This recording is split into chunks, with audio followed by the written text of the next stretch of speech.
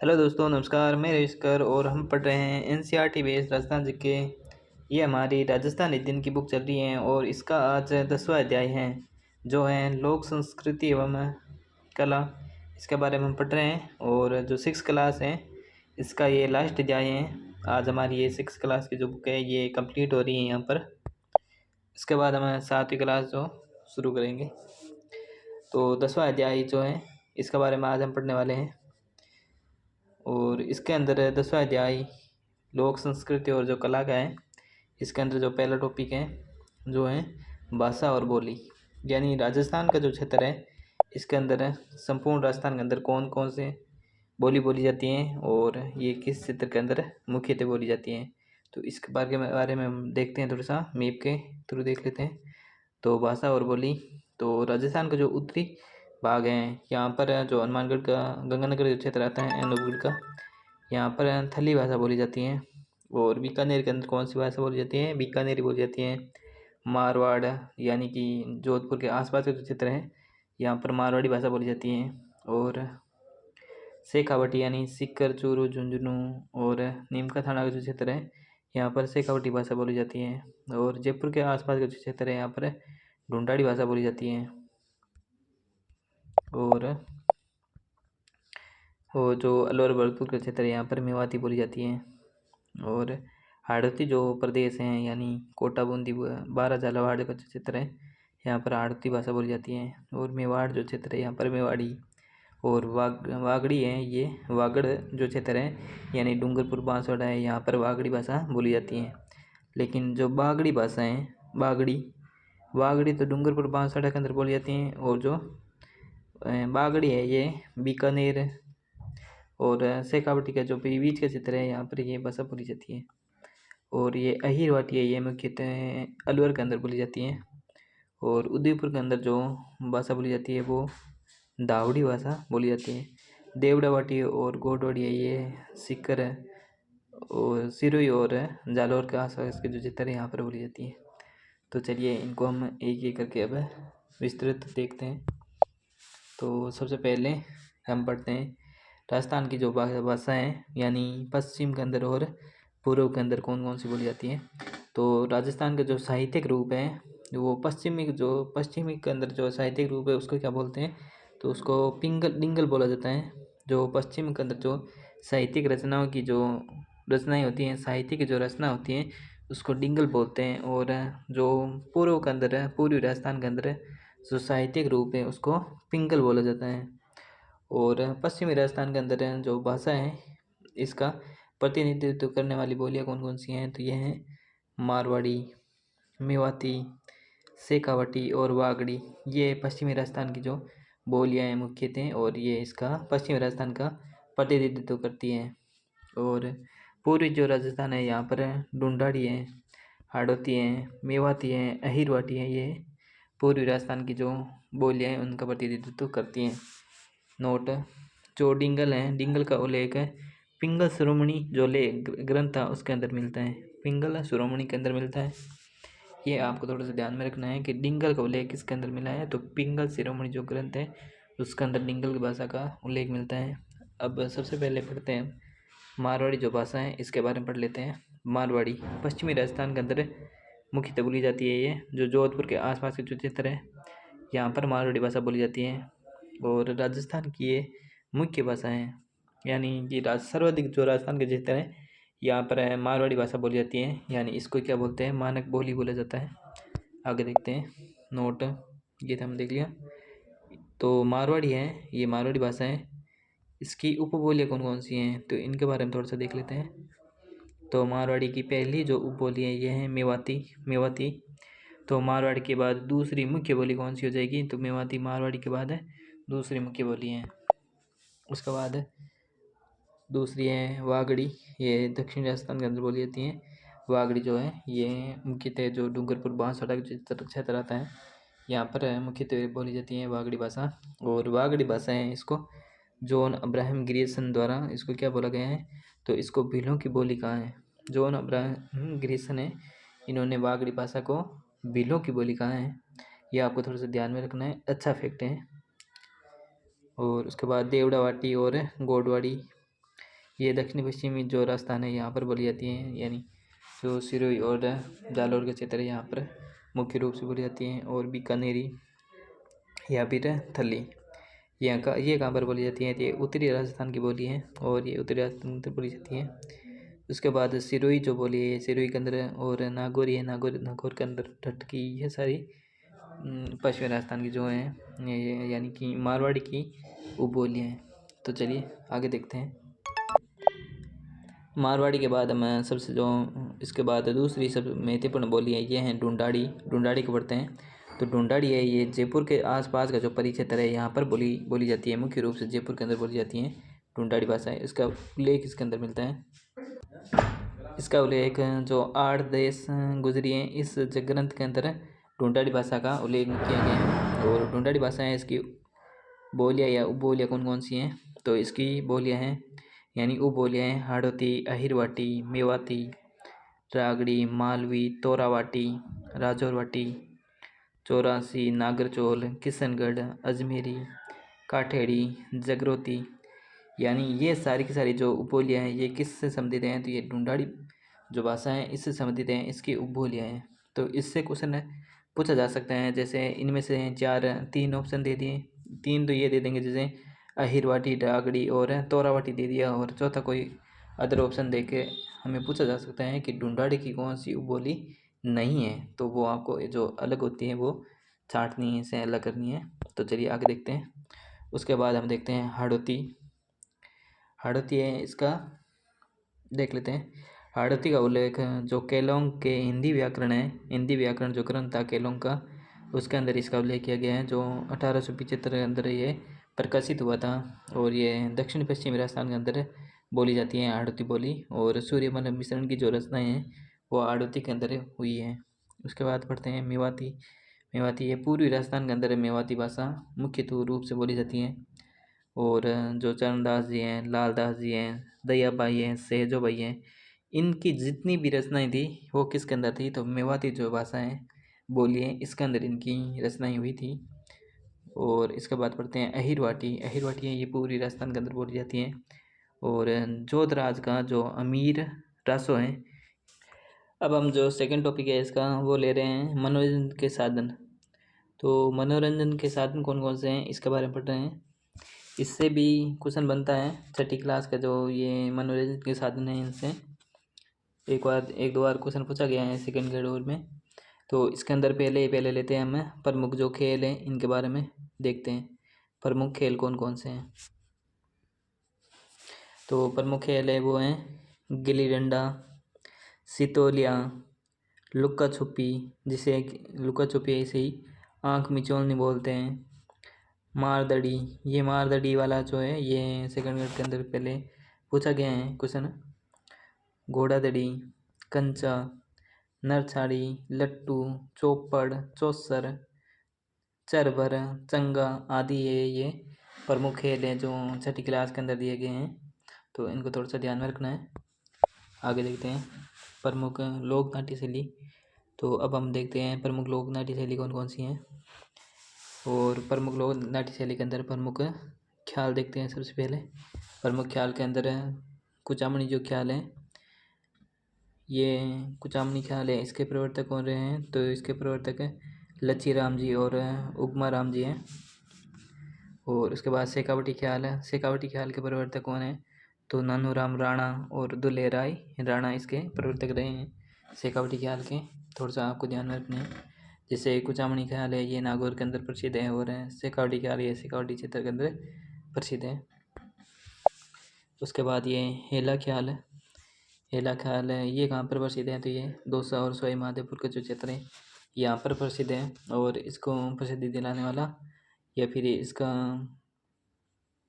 प्रसिद्धि दिलाने वाला या फिर प्रवर्तक कौन है, तो एला नामक जो शायर था ये इसका प्रवर्तक रहा है। एला ख्याल का मतलब है कि लंबा सा जो एला देकर किसी को बुलाते हैं उसे ही बोलते हैं एला ख्याल। तो ये इन्होंने प्रसिद्ध किए हैं।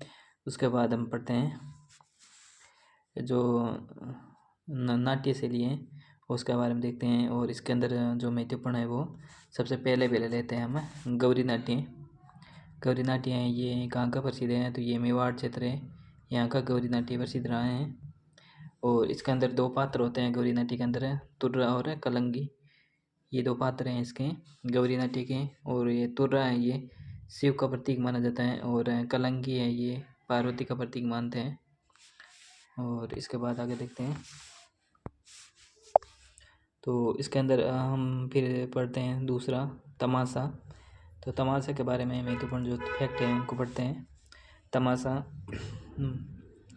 तमाशा है ये मान सिंह फर्स्ट के समय जो मोहन सिंह थे इसके द्वारा इनको प्रारंभ किया गया था। और प्रताप सिंह के समय इसके जो प्रसिद्ध कलाकार थे प्रताप सिंह के समय बंशीधर भट्ट थे।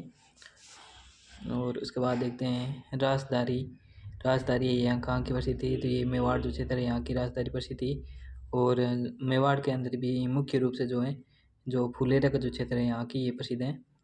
उसके बाद देखते हैं रामलीला ये कहाँ की प्रसिद्ध है, तो रामलीला बिस्साऊ झुंझुनू की प्रसिद्ध रही है ये। और इसके बाद है दंगल कहाँ के हैं, तो ये धौलपुर का जो क्षेत्र है यहाँ पर दंगल प्रसिद्ध रही है। उसके बाद है ये रामलीला और हो गई दंगल। उसके बाद है स्वांग कहाँ की प्रसिद्ध रही है, तो स्वांग है या फिर नारो का स्वांग ये शाहपुरा भीलवाड़ा का प्रसिद्ध रहा है। ये शाहपुरा भीलवाड़ा के अंदर प्रसिद्ध है ये स्वांग या नारो का स्वांग। बवाई जो नाट्य है ये कहाँ का प्रसिद्ध रहा है, तो ये भी मेवाड़ का प्रसिद्ध है बवाई नाट्य। उसके बाद हम देखते हैं कि राजस्थान के जो त्यौहार हैं वो कौन कौन से हैं, और जो हिंदी महीने होते हैं किस किस हिंदी महीने के अंदर आते हैं। और महीनों के अंदर भी जो कृष्ण पक्ष शुक्ल पक्ष होती है और इसकी तिथियाँ होती हैं उनके अंदर ये त्यौहार मनाए जाते हैं। तो इनके बारे में त्योहारों के बारे में अच्छे क्वेश्चन बनते हैं, तो इसको हम अब क्रम से पढ़ते हैं। तो हिंदी जो महीने हैं हमारे जो राजस्थान के, जो इसके अंदर हम सबसे पहले देखते हैं चैत्र महीना।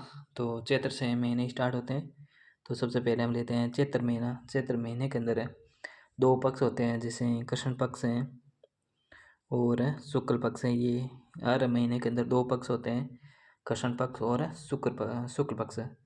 तो चैत्र माह के कृष्ण पक्ष की प्रथम है इसको प्रथम द्वितीय तृतीय इस तरह होती है ये। तो चैत्र माह की कृष्ण पक्ष की प्रथम को धूलड़ी का त्यौहार मनाया जाता है।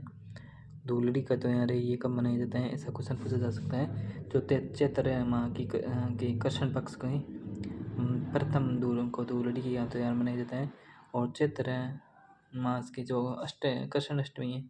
कृष्ण अष्टमी इसके दिन धूलड़ा का त्यौहार मनाया जाता है। और अष्टमी के दिन ही जो शीतलाष्टमी है इसका त्यौहार मनाया जाता है। और शीतलाष्टमी के समय बाँसुड़ा जो भोजन होता है वो किया जाता है। आगे देखते हैं, और उसके बाद देखते हैं चैत्र माह की जो शुक्ल पक्ष है, ये शुक्ल पक्ष के कौन कौन से त्यौहार मनाए जाते हैं। चैत्र पक्ष के शुक्ल पक्ष प्रथम को ये नववर्ष प्रारंभ हो जाते हैं, नववर्ष प्रारंभ होता है। जो हिंदी वर्ष होते हैं जिनको हम नववर्ष बोलते हैं, ये इसको प्रारंभ हो जाते हैं शुक्ल पक्ष को। और चैत्र माह की शुक्ल पक्ष की तृतीया को गणगौर का त्यौहार मनाया जाता है।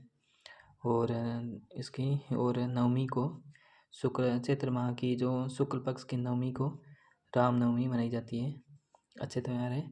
उसके बाद जो सेकंड महीना है वो आ जाएगा वैशाख की शुक्ल पक्ष की तृतीया को अक्षय तृतीया या आखा तीज का त्यौहार मनाया जाता है, जिससे अबूझ सावा होता है। इसी समय राजस्थान के अंदर सर्वाधिक अगर विवाह होते हैं तो वो जो अक्षय तृतीया है या आखा तीज है इस पर ही सर्वाधिक विवाह होते हैं।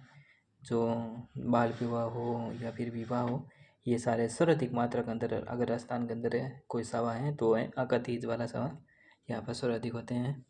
तो वैशाख पूर्णिमा है, इस समय पीपल पूर्णिमा का त्यौहार पीपल पूर्णिमा आती है, जिसे हम बुद्ध पूर्णिमा भी बोलते हैं, ये थोड़ा सा ध्यान में रखना है। तो ये पीपल पूर्णिमा या बुद्ध पूर्णिमा कब आती है, तो वैशाख महीने की जो पूर्णिमा होती है उसको मनाई जाती है। उसके बाद तीसरा महीना ज्येष्ठ है। जेठ जो माह है इसकी अमावस्या को बड़ अमावस्या का जो त्यौहार मनाया जाता है। बड़ा अमावस्या मनाई जाती है जिसके अंदर वट वृक्ष होता है, इसकी पूजा की जाती है। और ज्येष्ठ माह की जो शुक्ल पक्ष होती है, शुक्ल पक्ष की 11 को हम निर्जला निर्जला जो 11 है, इसका त्यौहार ये मनाते हैं। पूरे राजस्थान के अंदर ये मनाया जाता है। और जो महिलाएं होती हैं वो इसके अंदर व्रत करती हैं और जिसके अंदर पानी वगैरह नहीं पीते हैं, यानी कि जो राजस्थान है यहाँ पर मान्यता रही है। और इसी के तौर पर जो ये है, इसके अंदर जैसे जगह जगह पर ठंडा या शरबत पिलाई जाती है, तो ये तैयार है। उसके बाद जो आषाढ़ माह है, इसके अंदर कौन कौन से त्यौहार आते हैं, तो इसके बारे में पढ़ते हैं हम। अब हम पढ़ते हैं आषाढ़ माह की जो शुक्ल पक्ष होती है, शुक्ल पक्ष की 11 को कौन सा त्यौहार मनाया जाता है, तो इसको देवस्यानी जो एकादशी है ये मनाई जाती है। आषाढ़ माह के शुक्ल पक्ष की 11 को मनाई जाती है देवस्यानी 11, यानी कि इस समय जो देवताएं होते हैं वो 4 महीनों के लिए सो जाते हैं, यानी कि इसके बाद जो शुभ कार्य होते हैं जैसे विवाह करना या फिर कोई नया घर बनाते हैं या कुछ नया बिजनेस स्टार्ट करते हैं, तो वो इसके बाद 4 महीने के अंदर ये शुभ कार्य नहीं होते हैं। तो उसके बाद ये तैयार है देवस्यानी, यानी देवते सो जाते हैं 4 महीनों के लिए। उसके बाद आषाढ़ की जो पूर्णिमा है, इसको जो मनाई जाती है गुरु पूर्णिमा का त्यौहार मनाया जाता है बहुत। उसके बाद आता है श्रावण। श्रावण के अंदर कौन कौन से त्यौहार आते हैं, तो ये आपको ध्यान रखना है। श्रावण माह के कृष्ण पक्ष को की जो पंचमी आती है, इसको हम नाग पंचमी का त्यौहार मनाते हैं। और श्रावण माह की जो अमावस्या आती है, इसको हरियाली अमावस्या का त्यौहार मनाया जाता है। और श्रावण माह की जो शुक्ल पक्ष है, श्रावण माह की शुक्ल पक्ष की तृतीया को छोटी तीज का त्यौहार मनाया जाता है। श्रावण माह की शुक्ल पक्ष की तृतीया को छोटी तीज का त्यौहार मनाया जाता है। और श्रावण माह की जो पूर्णिमा आती है, इसको हम कौन सा त्यौहार मनाते हैं, तो रक्षाबंधन का त्यौहार इसके अंदर मनाया जाता है, श्रावण माह के अंदर आता है। और ये पूर्णिमा को रक्षाबंधन का त्यौहार मनाया जाता है छोटी तीज के बाद। उसके बाद हम देखते हैं भाद्रपद। जो भाद्रपद होता है, जो माह होता है, इस महीने के अंदर राजस्थान के अंदर सर्वाधिक जो मेले या त्यौहार हैं ये भाद्रपद के अंदर आते हैं। तो इसके अंदर भाद्रपद जो महीना है, इसके अंदर सबसे पहले देखते हैं कृष्ण पक्ष। कृष्ण पक्ष के अंदर कौन कौन से त्यौहार मनाए जाते हैं, तो भाद्रपद की कृष्ण पक्ष को तृतीया आती है, उसको कंजली तीज, बड़ी तीज या सातोड़ी तीज का त्यौहार मनाया जाता है। ये एक ही नाम है, चाहे बड़ी तीज बोलो, चाहे सातोड़ी तीज बोलो, चाहे कंजली तीज बोलो, तो ये कृष्ण पक्ष को मनाए जाते हैं। और भाद्रपद की कृष्ण पक्ष की जो छठ आती है, इसको हम हाल छठ, ऊप छठ का त्यौहार मनाते हैं। और भाद्रपद कृष्ण पक्ष की जो अष्टमी आती है, इसको कृष्ण जी है, इनका जन्म हुआ था, तो इनका कृष्ण जी की जो जन्माष्टमी है, इसका त्यौहार मनाया जाता है। और नवमी को गोगा नवमी मनाया जाता है, गोगा जी का जन्म हुआ था। और 12 को बच बारस मनाया जाता है। तो ये महत्वपूर्ण जो कुछ त्यौहार हैं हमारे, ये जो याद रखने हैं। और उसके बाद भाद्रपद की जो शुक्ल पक्ष आता है, इसके अंदर कौन कौन से त्यौहार मनाए जाते हैं, तो इनको हमको ध्यान में रखना है। शुक्ल पक्ष, भाद्र माह की जो शुक्ल पक्ष है, इसको शुक्ल पक्ष की बीज को बाबेरी बीज मनाई जाती है, यानी कि जो बाबा है रामदेव जी, इनका जन्म हुआ था बीज को। और चतुर्थी को गणेश चतुर्थी मनाई जाती है, तो गणेश जी का जन्म हुआ था। और पंचमी को ऋषि पंचमी मनाई जाती है। तो ये ध्यान में रखना है। आगे देखते हैं। तो अब हम अष्टमी को राधा अष्टमी मनाई जाती है, और दशमी को तेजा दशमी मनाई जाती है। 12 को भाद्रपद जो पूर्णिमा है, इसको 12 या भाद्रपद पूर्णिमा, इसको श्राद्ध प्रारंभ हो जाते हैं। और जो श्राद्ध है वो इसके अंदर आते हैं। उसके बाद देखते हैं हमें आश्विन माह के अंदर कौन कौन से त्यौहार मनाए जाते हैं, इनके बारे में देखते हैं। तो आश्विन माह के सबसे पहले शुक्ल पक्ष है, इसको नवरात्रा प्रारंभ होती है। आश्विन माह के शुक्ल पक्ष को नवरात्रा प्रारंभ होती है। और आश्विन माह के शुक्ल पक्ष को अष्टमी है, इसको हम दुर्गाष्टमी का त्यौहार मनाते हैं, दुर्गाष्टमी मनाई जाती है। और आश्विन माह की शुक्ल पक्ष की दशमी को ये दशहरा का त्यौहार मनाया जाता है। ये हमें याद रखना है, थोड़ा सा अच्छे अच्छे क्वेश्चन बनते हैं। तो आश्विन माह की जो पूर्णिमा आती है इसको हम कौन सी पूर्णिमा मनाते हैं, तो शरद पूर्णिमा इसी के अंदर मनाई जाती है। उसके बाद कार्तिक माह, तो कार्तिक माह के अंदर कौन कौन से त्यौहार आते हैं, तो इनको देख लेते हैं। कार्तिक माह के अंदर जो कृष्ण पक्ष आता है इसकी चतुर्थी को करवा चौथ का व्रत रखा जाता है। ये राजस्थान के अंदर बहुत ही अच्छी तरीके से मनाया जाता है। यानी जो शादीशुदा औरतें होती हैं वो ये व्रत रखती हैं करवा चौथ का। जो उनका पति होता है उसकी लंबी उम्र के लिए व्रत रखा जाता है। ये थोड़ा सा ध्यान में रखना है। कार्तिक माह की कृष्ण पक्ष की 13 को धनतेरस आती है और 14 को रूप चौदस आती है। तो ये अच्छे त्यौहार हैं जो मनाए जाते हैं। और जो कार्तिक माह की जो अमावस्या है इसको कौन सा त्यौहार आता है, तो ये दीपावली का त्यौहार मनाया जाता है। पूरे राजस्थान के अंदर बहुत ही हर्षोल्लास से मनाए जाने वाले त्यौहार है ये। उसके बाद कार्तिक माह के शुक्ल पक्ष प्रारंभ होता है और शुक्ल पक्ष की जो प्रथम आती है, प्रथम को गोवर्धन की पूजा की जाती है, गोवर्धन पूजा होती है प्रथम को। और जो शुक्ल पक्ष की जो द्वितीया है इसको भैया दूज का त्यौहार मनाया जाता है। जो बहन होती हैं वो अपने भाई को धागा या राखी बांधती हैं जो भी हैं और उसकी लंबी उम्र के लिए व्रत करती है, ऐसी कुछ मान्यता रही है। उसके बाद अष्टमी, जो शुक्ल पक्ष की अष्टमी है इसको गोगा अष्टमी का त्यौहार मनाया जाता है। और कार्तिक माह की शुक्ल पक्ष की नवमी को आंवला नवमी मनाई जाती है। और देव उठनी को देव और 11 को देव उठनी 11 से मनाई जाती है। यानी यहाँ से फिर देवता वापिस उठ जाते हैं। और इसके बाद आते हैं माघ माह। माघ की जो कृष्ण पक्ष है, कृष्ण पक्ष की चतुर्थी को तिलकुटा चौथ का त्यौहार मनाया जाता है। तिलकुटा चौथ का त्यौहार मनाया जाता है।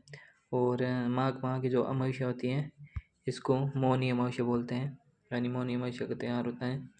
और उसके बाद कृष्ण पक्ष, माघ माह की जो कृष्ण पक्ष प्रारंभ होती है इसके अंदर जो पंचमी आती है इसको वसंत पंचमी का त्यौहार मनाया जाता है।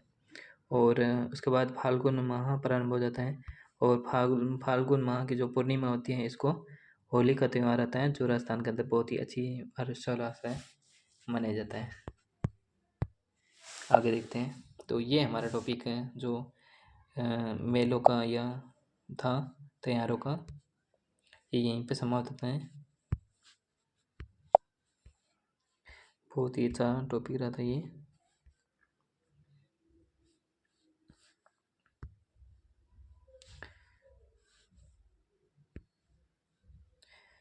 आगे देखते हैं हम राजस्थान के प्रमुख मेले। तो राजस्थान के प्रमुख मेले कौन कौन से हैं इनके बारे में हम पढ़ते हैं। और राजस्थान के अंदर जो प्रमुख मेले हैं इसके अंदर सबसे पहले जो मेला है ये है पुष्कर मेला, जो ये पुष्कर के अंदर पड़ता है, जो अजमेर के अंदर स्थित है। और राजस्थान का ये सबसे रंगीन मेला कहलाता है और ये कार्तिक पूर्णिमा को पड़ता है, ये आपको ध्यान में रखना है। कैला देवी का मेला, कैला देवी का जो मेला है ये करौली के अंदर पड़ता है और ये किस माह के अंदर पड़ता है, तो ये चैत्र माह के अंदर शुक्ल पक्ष की जो अष्टमी आती हैं उसको ये मेला पड़ता है कैला देवी का। और यहाँ पर लांगूरिया जो गीत हैं ये गाए जाते हैं। आगे देखते हैं महावीर जी का मेला। तो महावीर जी का मेला कहाँ पर पड़ता है, तो ये करौली के अंदर पड़ता है महावीर जी का मेला। और ये किस माह के अंदर, चैत्र माह की जो चैत्र मास के अंदर शुक्ल पक्ष की 11 को 11 से लेकर के वैशाख माह के जो कृष्ण पक्ष की द्वितीया आती है यहाँ तक ये त्यौहार मनाए जाते हैं, ये मेला पड़ता है। उसके बाद देखते हैं दशहरा मेला। दशहरा मेला कहाँ का प्रसिद्ध है, तो ये कोटा का प्रसिद्ध है दशहरा मेला और कोटा के अंदर बढ़ता है। जो शुरू कब से हुआ था, जो दुर्जन साहब सिंह थे इनके समय शुरू हुआ था ये 1729 से लेकर के 1756 के मध्य इनका शासनकाल रहा था दुर्जन साहब सिंह का, इसके मध्य प्रारंभ हुआ था। और जो दशहरा मेला है इसको प्रसिद्धि किसके काल के अंदर मिली थी, तो महाराजा जो उमेद सिंह हुए थे इनके समय इनको जो दशहरा मेला है इसको प्रसिद्धि मिली थी। उसके बाद 5वां हरियाली अमावस्या का मेला है, ये कहाँ पर पड़ता है, तो हरियाली अमावस्या का मेला उदयपुर के अंदर पड़ता है, जो श्रावण मास की जो अमावस्या होती है इसको पड़ता है। आगे देखते हैं फतेह सिंह के समय ये शुरू हुआ था हरियाली अमावस्या का मेला। 1899 के अंदर। नोट, जो कल्प वृक्ष का जो मेला है ये कहाँ पर पड़ता है, तो ये मांगलियाबास जो अजमेर है यहाँ पर पड़ता है। तो ये क्वेश्चन पूछा जाता है काफ़ी बार कि मांगलियाबास ये कल्प वृक्ष का मेला कहाँ पर पड़ता है। तो आपको ध्यान में रखना है कि ये मांगलियाबास अजमेर के अंदर पड़ता है, जो श्रावण अमावस्या के अंदर ही पड़ता है। उसके बाद देखते हैं आगे, ख्वाजा मोइनुद्दीन चिश्ती है, इसका उर्स कहाँ पर पड़ता है। ख्वाजा मोइनुद्दीन चिश्ती का उर्स है ये अजमेर के अंदर पड़ता है। और ये ख्वाजा मोइनुद्दीन चिश्ती थे, ये कहाँ से आए थे, तो ये ईरान से आए थे यहाँ पर राजस्थान के अंदर, जो 1 रजब से लेकर के 6 रजब तक इनका मेला पड़ता है। और जो मोइनुद्दीन चिश्ती है इनको गरीब नवाज भी कहते हैं। आगे देखते हैं बेणेश्वर मेला, ये बेणेश्वर मेला ये डूंगरपुर के अंदर पड़ता है, जो माघ पूर्णिमा को पड़ता है ये मेला। और आदिवासियों का मेला है ये, आदिवासियों को कुंभ कहलाता है, जो माही सोम जाखम जो नदियाँ हैं तीनों इनके संगम पर पड़ता है, ध्यान में रखना है आपको। उसके बाद देखते हैं देशनोक मेला, देशनोक मेला ये बीकानेर के अंदर पड़ता है। और ये करणी माता का मेला है जो नवरात्र के अंदर पड़ता है। और ये वर्ष में 2 बार बनता है, यानी चैत्र माह के अंदर और आश्विन माह के अंदर 2 बार बढ़ता है। उसके बाद देखते हैं खाटू श्याम जी का मेला, ये सीकर के अंदर पड़ता है खाटू श्याम जी का मेला, जो फाल्गुन के अंदर शुक्ल पक्ष की जो 10वीं से लेकर 12 तक बढ़ता है। उसके बाद देखते हैं रामदेव जी का मेला, ये रामदेव जी का मेला ये रूणीचा जो पोखरण जैसलमेर के अंदर स्थित है वहाँ पर पड़ता है, जो भाद्रपद की शुक्ल द्वितीया से लेकर के शुक्ल एकादशी तक पड़ता है। अब हम आगे देखते हैं गलियाकोट का उर्स, ये सगवाड़ा डूंगरपुर के अंदर पड़ता है। और यहाँ पर संत जो फकरुद्दीन की मंजार स्थित है, जिसे मंजार ए फ़करी भी कहते हैं, जो मुहर्रम माह की जो 27 तारीख को ये मेला पड़ता है यहाँ पर। उसके बाद देखते हैं जीण माता का मेला, जीण माता का मेला है ये रेवासा सीकर के अंदर पड़ता है। और वर्ष में ये 2 बार बढ़ता है, जैसे करणी माता का मेला बढ़ता है उसके साथ साथ में जो जीण माता का मेला है ये भी वर्ष में 2 बार बढ़ता है, चैत्र और आश्विन के अंदर। उसके बाद भरत हरि का मेला है ये अलवर के अंदर है बढ़ता है। और तेजा जी का मेला है ये कहाँ पर बढ़ता है, तेजा जी का मेला परबसर के अंदर बढ़ता है, नागौर के अंदर आता है ये। और तेजा जी का मेला परबसर के अंदर बढ़ता है, जो भाद्रपद शुक्ल 10वीं को बढ़ता है। ये जो महीने हैं, जैसे तेजा जी का मेला कब बढ़ता है, तो भाद्रपद शुक्ल 10वीं को बढ़ता है। तो ये इनके मेले का जो दी गई हैं इनको थोड़ा सा ध्यान में रखना ज़रूरी है। आगे देखते हैं, अब हमने मेले कंप्लीट किए हैं, उसके बाद हम पढ़ते हैं राजस्थान के प्रमुख लोक देवता कौन कौन से हैं। तो राजस्थान के अंदर सबसे पहले देखते हैं जो प्रमुख लोक देवता हैं वो कौन कौन से हैं। तो ये राजस्थान के अंदर जो गोगा जी लोक देवता हैं इनको पढ़ते हैं। तो गोगा जी हैं, इनका अन्य नाम क्या क्या है,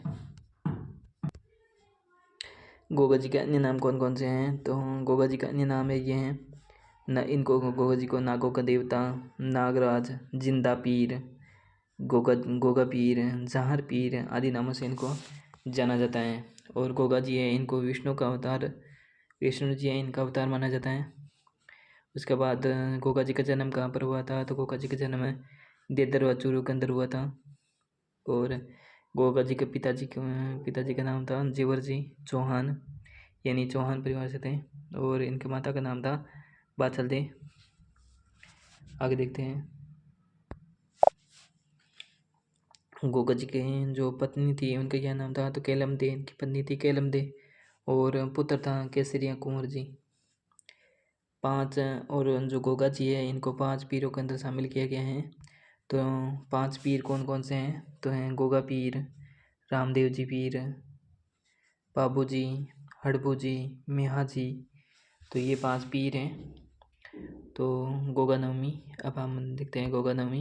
गोगा नवमी को गोगा जी का मेला पड़ता है, गोगा जी का मेला पड़ता है गोगा मेड़ी के अंदर, जिसे धर्मेड़ी भी कहते हैं। जो भाद्रपद की जो कृष्ण नवमी आती है इसको गोगा जी का मेला पड़ता है, जो नौहर हनुमानगढ़ के अंदर स्थित है। ये गोगा मेड़ी या धरमेड़ी है, ये नौहर हनुमानगढ़ के अंदर स्थित है। और जो गोगा जी के जो शीश मेढ़ी हैं ये कहाँ पर स्थित हैं, तो शीश मेढ़ी देदरवा चूरू के अंदर स्थित हैं। यानी कि जब गोगा जी लड़ते हुए शहीद हुए थे उस टाइम जो गोगा जी का जो शीश था वो देदरवा चूरू के अंदर गिरा था, और गोगा जी का जो धड़ था वो जाकर के नौहर हनुमानगढ़ के अंदर गिरा, जहाँ पर गोगा मेढ़ी या देहर मेढ़ी का मेला भरता है। आगे देखते हैं शीश मेढ़ी। और उसके बाद है गोगा जी का रसावला गोगा जी का रसावला है, ये ग्रंथ किसके द्वारा लिखा गया था, तो गोगा जी का जो रसावला है ये म्याजी बिट्ठू द्वारा लिखा गया ग्रंथ है। और कायम रासो ये किसने लिखा था, तो कायम रासो जान कवि द्वारा लिखा गया था। और गोगा जी के भक्त सांकल नृत्य करते हैं। गोगा जी के जो भक्त हैं वो कौन सा नृत्य करते हैं, तो ये सांकल नृत्य करते हैं। और गोगा जी के ओल्डी कहाँ पर स्थित हैं, तो गोगा जी के ओल्डी सांचौर के अंदर स्थित हैं। पहला ये सांचौर जालौर के अंदर रहता था, लेकिन अब सांचौर खुद एक जिला है, तो गोगा जी के ओल्डी सांचौर के अंदर स्थित है। अब हम देखते हैं तेजाजी जाट है, इनके बारे में पढ़ लेते हैं। तेजाजी जाट हैं, ये जाट है, ये जो धोलिया गोत्र के समधित हैं। और तेजाजी के अन्य नाम कौन कौन से हैं, तो तेजाजी को काला बाला के देवता, कृषि कार्यों के उपारक देवता भी उनको बोलते हैं। तेजाजी है, इनका जन्म खरनाल के अंदर हुआ था, खरनाल नागौर के अंदर हुआ था। और तेजाजी के पिताजी का क्या नाम था, तो तेजाजी के जो पिताजी थे वो तो तहाड़ जी। और तेजाजी के माता जी का नाम था राजकुमारी था। और इनकी कर्म स्थली कौन सी रही है, तो बांसी दुर्गारी जो बुनती है ये तेजाजी की कर्म स्थली रही है। और तेजाजी का जो मेला है ये कहाँ पर बढ़ता है, तो परबतसर के अंदर बढ़ता है। और लाचा गुजरी की गायें छुड़ाने हेतु इन्होंने युद्ध किया था। तेजाजी ने युद्ध किस कारण से किया था, तो ये इन्होंने लाचा जो गुजरी थी इनकी गायों को छुड़ाने के लिए इन्होंने युद्ध किया था, और ये वीर गति प्राप्त होते हैं। और इनको सर्पदंश हुआ था, सर्पदंश यानी इनको सांप ने दसा था, जो सेंदरिया गांव ब्यावर के अंदर स्थित है, यहाँ पर इनको सर्पदंश हुआ था, और ये वीर गति को प्राप्त हो जाते हैं, यानी इनको मृत्यु हुई थी। सुरसुरा जो किशनगढ़ के अंदर स्थित है, अजमेर के अंदर, किशनगढ़ अजमेर के अंदर के सुरसुरा के अंदर इनकी मृत्यु होती है। उसके बाद देखते हैं पाबूजी राठौड़ है, ये लक्ष्मण के अवतार माने जाते हैं। और इनका जन्म है कोलूमंड फलोदी के अंदर हुआ था। जो पाबू जी हैं इनके पिता का नाम था दांदल जी राठौड़, और इनकी माता थी कमला दे। आगे देखते हैं कमला दे किसकी माता थी, पाबू जी राठौड़ की माता थी, दांदल जी राठौड़ इनके पिताजी थे। और इनकी पत्नी का क्या नाम था, तो इनकी पत्नी का नाम था फूलम दे, जिसे सुप्यार दे भी कहते हैं। और जो पाबू जी इनकी घोड़ी का नाम था केसर कालमी, जो देवल चारणी द्वारा इनको दी गई थी, केसर कालमी। आगे देखते हैं देवल चारणी की जो बाबू जी हैं, इन्होंने देवल चारणी की जो गायें थे इनको छुड़ाने के लिए युद्ध किया था, और ये वीर गति को प्राप्त होते हैं। देवल चारणी है, इनकी गायों को जो जितराव खिंची है, जो बाबू जी के बहनों ही होते हैं, ये इनकी गायों को चुरा लेते हैं। और इनकी जो देवल चारणी इनकी गायों को छुड़ाने के लिए बाबू जी युद्ध करते हैं, और ये वीर गति को प्राप्त होते हैं। और ये इन दोनों के बीच जो युद्ध होता है वो होता है देचू गाँव के अंदर, और यहाँ पर ये वीर गति को प्राप्त हो जाते हैं। बाबू जी इनको ऊँटों के देवता मानते हैं, जो और इन ऊँटों के देवता मानते हैं, और रायका जाति इनकी पूजा करती हैं। इसके बाद बाबू जी है, इनके साथी कौन कौन थे, इनके चांदा और डामा इनके साथी थे। ये क्वेश्चन पूछा जा सकता है आपको कि चांदा और बाबू जी के साथियों का क्या नाम था, तो चांदा और डामा इनके साथी थे। बाबू जी का मेला कहाँ पर पड़ता है, तो बाबू जी का मेला कोलूमंड के अंदर पड़ता है, चैत्र अमावस्या को। बाबू जी की फड़ है, ये रावण तवाद यंत्र के साथ जो नायक पोपे होते हैं इनके द्वारा ये बाजी जाती हैं। फड़ होती है, ये किसके द्वारा बाजते हैं, तो नायक पोपे इनको बाजते हैं रावण तवाद यंत्र के साथ। बाबू जी के पावड़े हैं, ये मोठ वाद्य यंत्र के साथ गाए जाते हैं। और बाबू जी के ग्रंथ कौन कौन से थे, तो बाबू प्रकाश ग्रंथ हैं बाबू जी से संबंधित हैं, जो आसिया मोड़ जी द्वारा लिखा गया है। आगे देखते हैं बाबू जीरा छंद है, ये किसके द्वारा लिखा गया था, तो मियाजी बिट्टू द्वारा लिखा गया था। और बाबू जी का दोहा किसके द्वारा? लेखराज द्वारा लिखा गया ग्रंथ है। उसके बाद देखते हैं रामदेव जी तंवर। रामदेव जी तंवर है, इनके बारे में पढ़ लेते हैं। तो रामदेव जी तंवर है, इनके अन्य कौन कौन से नाम हैं? तो रामदेव जी तंवर है, इनका नाम है रामदेव जी तंवर को विष्णु का अवतार माना जाता है, कृष्ण का अवतार माना जाता है, पीरों के पीर बोलते हैं, राम सा पीर बोलते हैं। और रामदेव जी का जन्म है ये कहाँ पर हुआ था? तो उंडू काश्मीर जो शिव तहसील बाड़मेर के अंदर इनका जन्म हुआ था। और रामदेव जी के पिताजी का नाम क्या था? तो अजमल जी राठौड़, अजमल जी तंवर थे। और माता मीणा दे। और रामदेव जी की पत्नी थी नेतल दे। नृत्य, रामदेव जी के भक्त कौन सा नृत्य करते हैं? तो 13 ताली नृत्य किए जाते हैं जो कामड़ जाति के द्वारा किए जाने वाले नृत्य हैं। और रामदेव जी का मेला बाबेर बीज से लेकर के भाद्रपद शुक्ल द्वितीया को इनका रामदेव जी का मेला पड़ता है। बाबेर बीज यानी भाद्रपद शुक्ल द्वितीया को इनका मेला पड़ता है। रिकिया किसे बोलते हैं? तो रिकिया जो रामदेव जी का जो मेघवाल जाति के जो भक्त होते हैं उनको रिकिया बोलते हैं। जम्मा किसको बोला जाता है? तो जम्मा जो रामदेव जी का रात्रिकालीन जो जागरण होता है उसको जम्मा बोलते हैं। ग्रंथ, रामदेव जी का ग्रंथ कौन सा है? तो 24 वाणियाँ रामदेव जी का ग्रंथ है जो रामदेव जी एकमात्र लोक देवता हैं जो कवि भी थे। आगे देखते हैं मीराबाई। अब हम मीराबाई के बारे में पढ़ते हैं। मीराबाई को राजस्थान की राधा बोला जाता है। और मीराबाई का जन्म कहाँ पर कब हुआ था? तो मीराबाई का जन्म 1498 ईस्वी को बांजोली या कुड़की ब्यावर के अंदर हुआ था। इसके अंदर दोनों ही ऑप्शन आ सकते हैं, जैसे बांजोली या फिर कुड़की, ये दोनों ही सही हैं। तो इनमें से कोई भी ऑप्शन आ सकता है। तो 1498 ईस्वी को बांजोली या कुड़की ब्यावर के अंदर हुआ था। ब्यावर अब खुद एक ज़िला है जो पहले जमाने के अंदर अजमेर के अंदर आता था, लेकिन ब्यावर अब खुद एक ज़िला है। इनके पिता के क्या नाम था? मीराबाई के पिता का नाम था रतन सिंह। और इनके पति का नाम था भोजराज। मीराबाई है, इनका अंतिम समय द्वारिका के अंदर जो रणछोड़ मंदिर है यहाँ पर बीता था। और मीराबाई द्वारा जो रचना है वो कौन कौन सी हैं? तो राग गोविंद, रुक्मणी मंगल, मेहातारी, हुड्डी और रत्नकांति द्वारा लिखा गया है। नरसिंह जी जो माहिर हैं ये प्रमुख ग्रंथ हैं। नरसिंह जी को जो माहिर हैं ये किसके द्वारा लिखा गया है? तो रत्नकांति द्वारा लिखे गए हैं। आपको ध्यान में रखना थोड़ा सा। इसके बाद देखते हैं दादू दयाल है, इनको राजस्थान का कबीर कहा जाता है। और इनके समकालीन जो आमेर का शासक था वो कौन थे? तो आमेर का शासक थे आमेर जयपुर, यहाँ के शासक थे मान सिंह। और इनका जन्म है दादू दयाल का अहमदाबाद के अंदर हुआ था।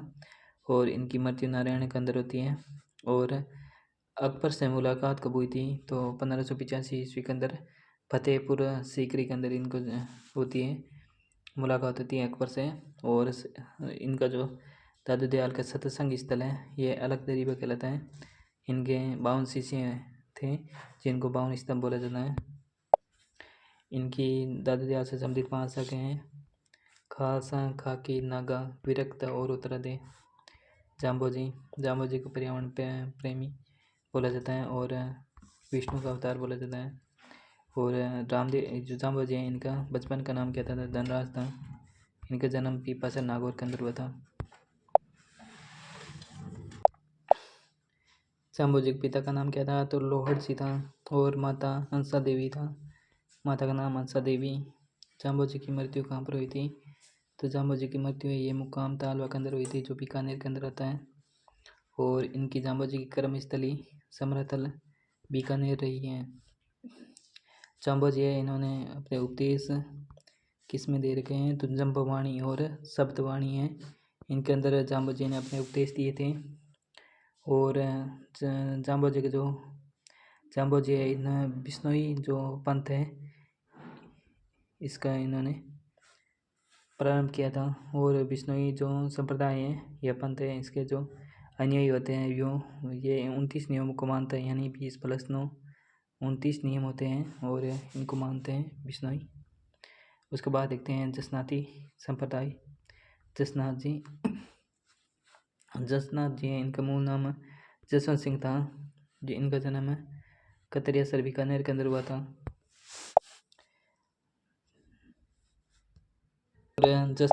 और जसनाथ जी द्वारा ये सिंबुदड़ा व कोड़ा नामक ग्रंथों की रचना की गई थी।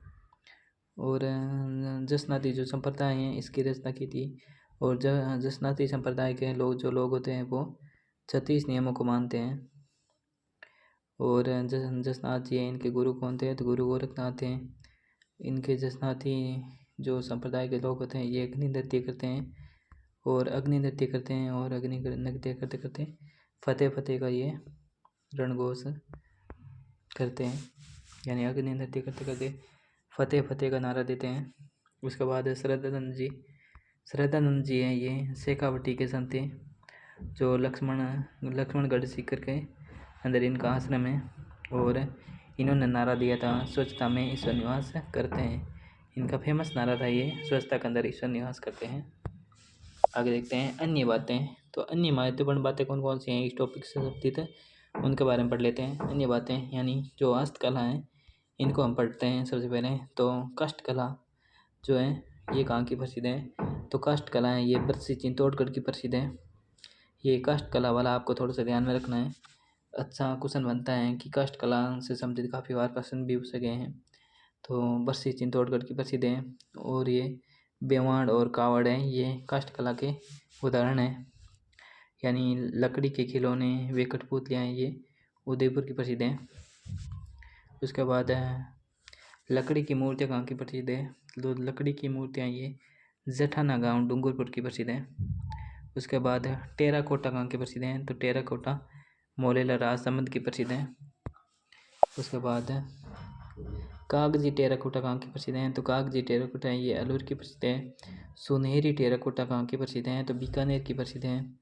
ब्लैक पाटरी ये कोटा की प्रसिद्ध है। और ब्लू पाटरी जयपुर की प्रसिद्ध है। और ब्लू पाटरी इनसे संबंधित है प्रमुख जो व्यक्ति थे वो कृपाल सिंह शेखावत थे, जिन्होंने इसको प्रसिद्धि दिलाई थी। अल्लाह का काम जोधपुर और जयपुर के अंदर किया जाता है। थेवा कला ये प्रतापगढ़ की प्रसिद्ध है। मैथेरना कला बीकानेर की प्रसिद्ध है। तो ये आज का टॉपिक हमारा यहीं पे समाप्त होता है। और इसके बाद जो टॉपिक शुरू होगा वो अब हमारी 7वीं क्लास है उसको शुरू करेंगे हम। तो 6ठी क्लास आज यहीं पे समाप्त होता है।